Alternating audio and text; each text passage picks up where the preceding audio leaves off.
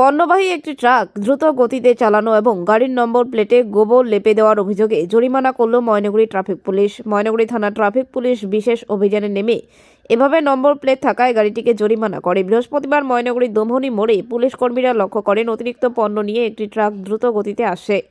এই অবস্থায় Maynaguri traffic OC Atul Chandra Das গাড়ি থামানোর জন্য চালককে হাত তুলে নির্দেশ দেন, কিন্তু চালক প্রচণ্ড গতিতে লরি চালিয়ে যান।